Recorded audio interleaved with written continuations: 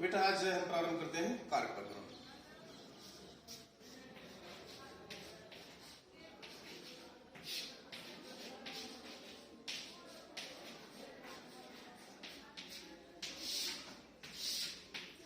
कारक प्रकरण ये आपके पाठ्यक्रम में 8 अंक का निर्धारित किया गया है।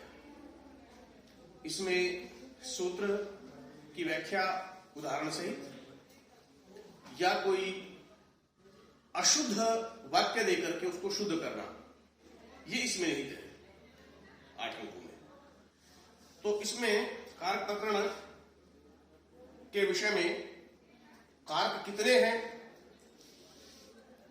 जैसे मैंने बताया कि षड कारकाणी 6 कारक हैं, विभक्तियां 7 होती हैं, 8वां संबोधन होता है। जो सुबंत प्रकरण आता है, सुबंत प्रकरण को ही कारक प्रकरण, और उसमें केवल 6ठी ऐसी विभक्ति है जिसको कारक नहीं माना जाता। तो 6 कारक के विषय में कहा गया है कि कर्ता, कर्मच,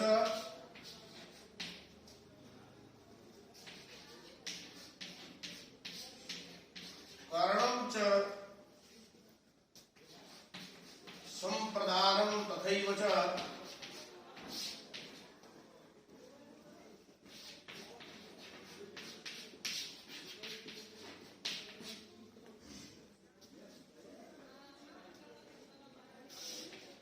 अपादान,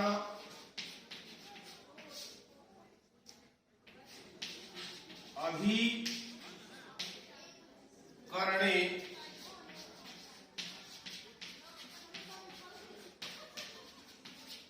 इत्याहु कारकाणि षट्।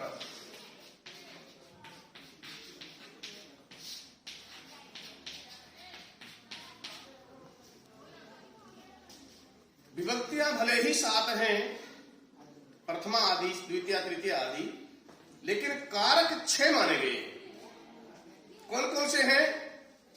कर्ता, कर्म, कारण, संप्रदान, अपादान, अधिकरण इत्याहु, इस रूप में कहे गए हैं कारकाणि षट्, 6 कारक।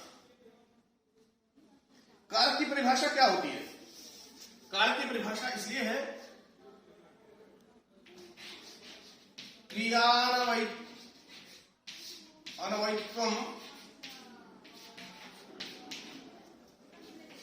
कारकत्वम।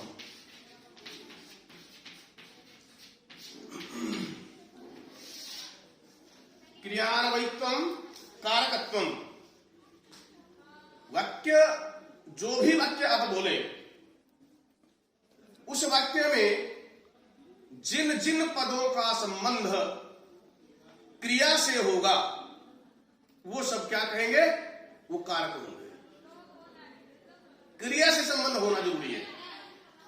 क्रियान्वयित्वम, क्रिया से अन्वय, क्रिया से संबंध वाक्य में जिस भी पद का होगा उसको कारक कहा जाएगा। ये बेटा इसकी परिभाषा है। कैसे? मैं सामान्य रूप से एक लिख रहा हूं, राम ने रावण को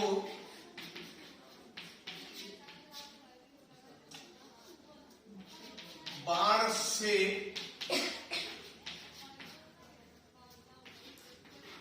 सीता के लिए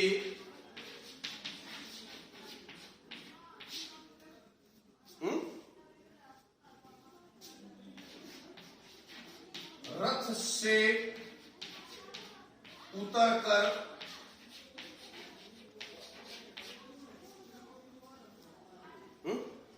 रथ से उतरकर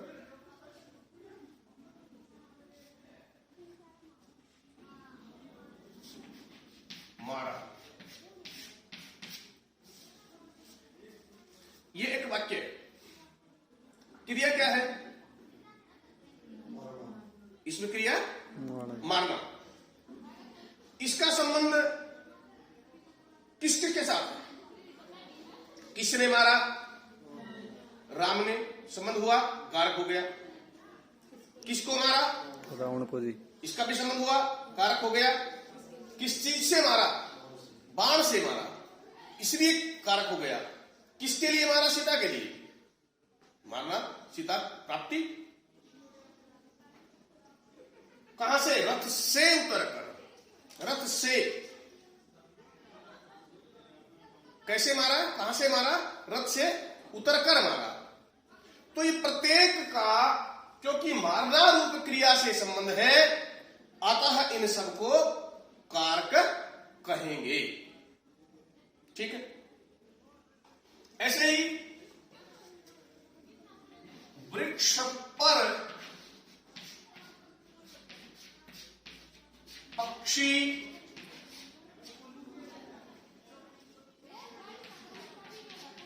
बैठे हैं।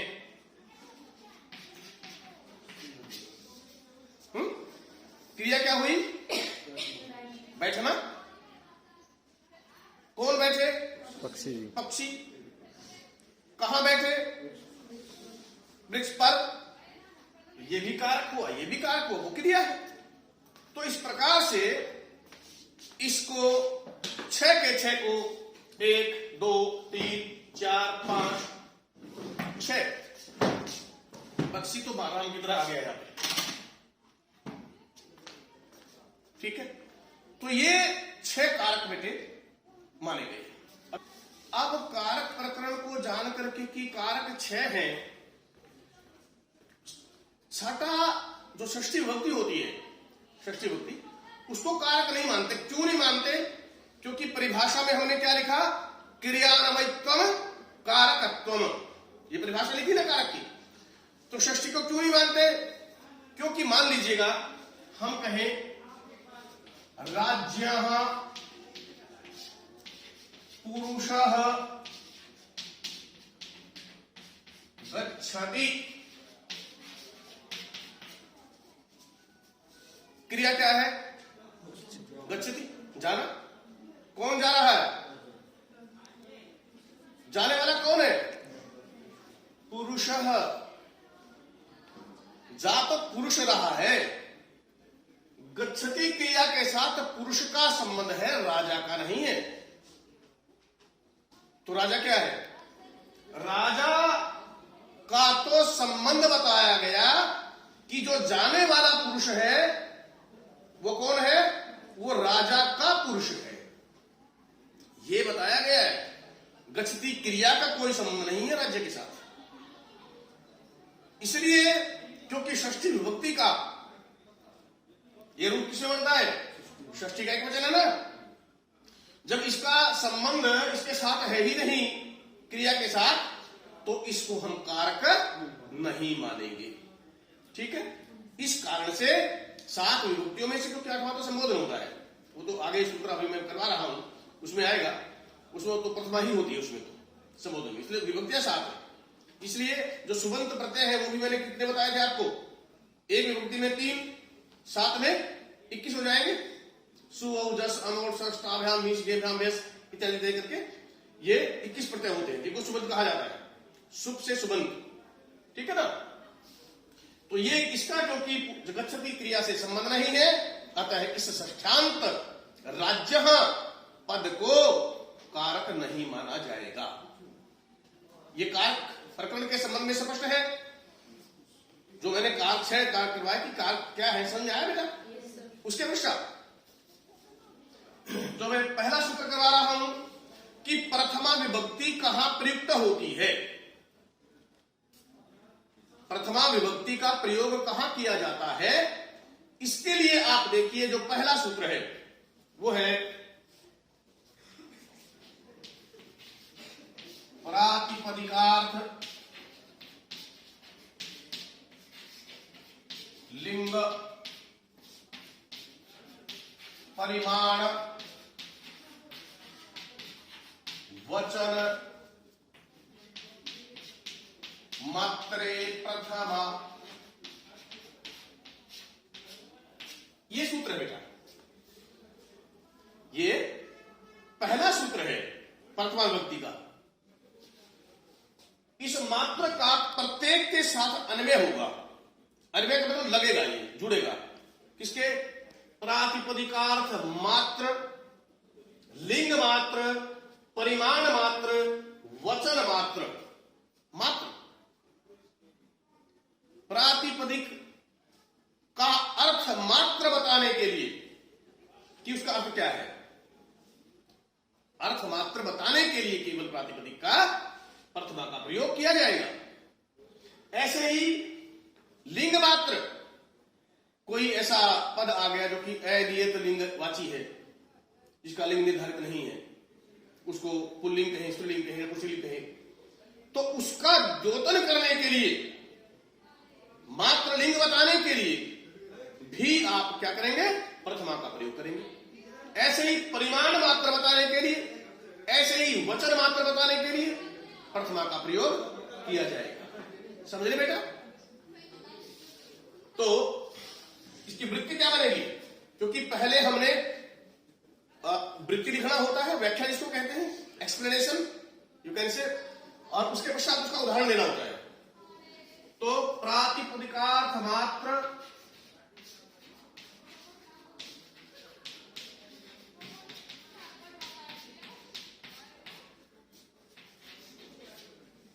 लिंग मात्र परिमाण मात्र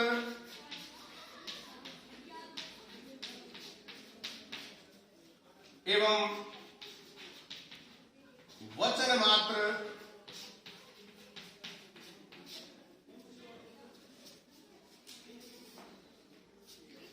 का बोध करवाने के लिए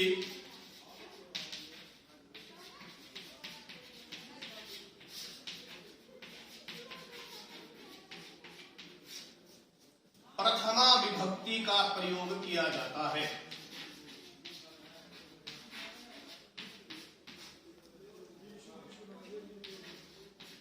का प्रयोग किया जाता है।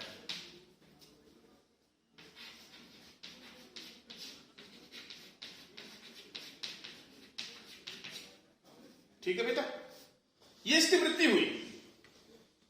प्रातिपदिकार्थ मात्र, लिंग मात्र, परिमाण मात्र, वचन मात्र का बोध करवाने के लिए किसी पद में क्या की जाती है? प्रथमा विभक्ति की जाती है। यहां तक स्पष्ट?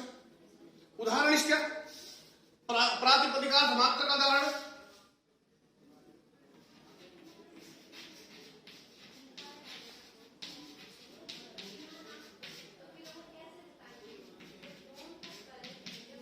रामः शरीः लक्ष्मी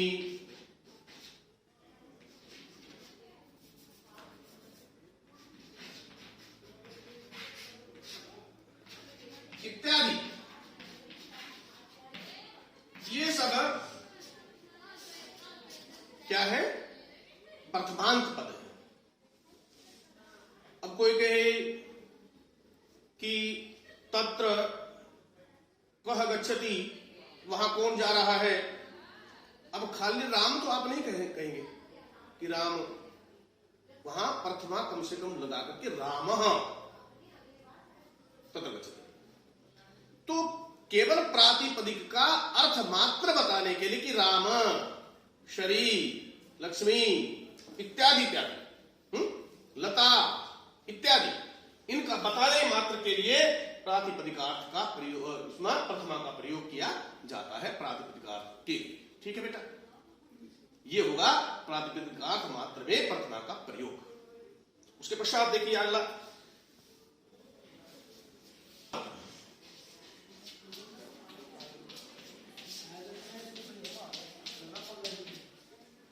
अब अनियत लिंगवाची एक पद है तटः।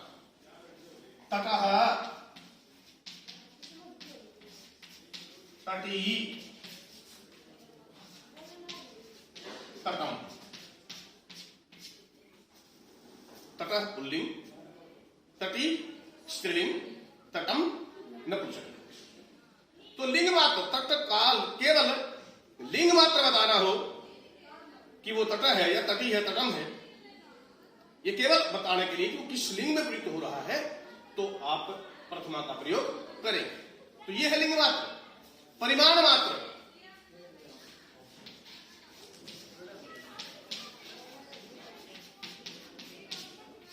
परिमाण क्या है? मापक, मापना। ठीक है बेटे, मापक कोई अब जैसे क्विंटल है, किलोग्राम है, ये सब उसके है ना, मापक है। तो यहां पर प्राचीन में एक शब्द द्रोणो, द्रोणो व्रीहि, व्रीहि चावल, कितने चावल? द्रोण, माप है ये। जैसे गांव में होता है ना, एक बड़ा सा बर्तन, पात्र होता है लोहे का बना हुआ, जिसमें गेहूं इत्यादि को मापते हैं। उसको एक बार भर के, और मान लो किसी को 10 दे रहे हैं तो 10 दे दिए। उसके बाद उसका किलो में हिसाब लगा दिए कितने किलो का है एक माप। 1 किलो में उसमें 30 किलो आते हैं, 35 किलो आते हैं एक द्रोण में। द्रोण कहें उसको क्या कहते हैं गांव में? नहीं, माप, कुछ मण माप, पता नहीं क्या बोलते हैं उसको, माप भी कहते हैं, हो सकता है किसी में मण भी कहते हो गांव में। वो 40 किलो का भी होता है, 45 का भी कई बार हो जाता है गेहूं का, यदि भर करके मापते हैं। तो उसमें अधिक बार न मापना पड़े, हम क्या करते हैं कि 5, 7, 10 जो है ना, उसको माप करके दे देते हैं जिसको भी लेना हो, और फिर एक का माप कर लेते हैं कि एक में कितना किलो है, उससे उसका गुणा कर लेते हैं। ये ऐसे होता है ना। तो खैर द्रोण मतलब उसी प्रकार के पात्र। तो द्रोणो व्रीहि, तो द्रोण में जो है ये प्रथमा है, द्रोण, ये भी चल गया ना द्रोण, ये ओ तो इससे कारण हो गया, बै के कारण, क्योंकि ये पवर का तृतीय है ना। तो तृतीय किसी भी वर्ग का पीछे हो तो विसर्ग को हो जाता है, ये संधि का नियम है। तो द्रोण व्रीहि, कितने चावल? 1 द्रोण, ये बताने के लिए प्रथमा का प्रयोग। ठीक है बेटे। ऐसे ही वचन मात्र का प्रयोग करने के लिए, वचन मात्र जैसे एकाः, एक, द्वौ, दो, बहवः, बहुत सारे। तो ये आप व्याख्या करेंगे जैसा मैंने लिखवाया, और ये सब उदाहरण आप परीक्षा जो होगी, ये सूत्र आ जाता है कि प्रातिपदिक लिंग परिमाण वचन मात्र प्रथमा। इस सूत्र की उदाहरण व्याख्या करें तो क्या लिखोगे? पहले प्रातिपदिक मात्र, लिंग मात्र, परिमाण मात्र, वचन मात्र में प्रथमा का प्रयोग। उदाहरण ये राम है, श्री, लक्ष्मी इत्यादि। इसमें लिंग मात्र में, परिमाण में द्रोणो व्रीहि, वचन मात्र में एक, दो, बहवः। ये इसके उदाहरण हो जाएंगे। समझ में आया बेटा? समझ में आया कि नहीं? फिर कब बताऊं? आवश्यकता हो, कहीं से कोई आशंका है तो पूछिए। तो ये बेटे प्रथमा हुई। उसके बाद अगला जो सूत्र है, इस सूत्र के बाद अगला सूत्र है संबोधने च, संबोधने च, संबोधने च। कहने का अभिप्राय कि संबोधन में भी प्रथमा का ही प्रयोग किया जाता है। वो हे, रे इत्यादि फालतू लग जाता है उसमें, नहीं तो जो प्रथमा में बनते हैं पद, वही संबोधन में भी बेटा बनते हैं। हे राम, ठीक है ना, इत्यादि इत्यादि। तो ये इसका है संबोधने च। च का मतलब है प्रथमा, कि संबोधन में भी प्रथमा होती है। ये च से पता लग रहा है। ठीक है ना बेटे? अष्टाध्यायी का क्रम है। ये दूसरे अध्याय के तीसरे पाद का 46वां सूत्र तो है प्रातिपदिकार्थ लिंग परिमाण वचन मात्र प्रथमा, 46वां। और ये सूत्र दूसरे अध्याय के तीसरे पाद का 47वां, तुरंत उसके पश्चात का सूत्र है। क्योंकि जो पाणिनि का अष्टाध्यायी है वो अध्याय क्रम में लिखा गया है, अध्याय में फिर पाद है और उनमें फिर सूत्र संख्या है। तो वो 46वां है, ये 47वां सूत्र है। और च का मतलब है प्रथमा विभक्ति, कि संबोधन में भी प्रथमा विभक्ति ही होती है। ये इसकी वृत्ति है। ठीक है बेटा?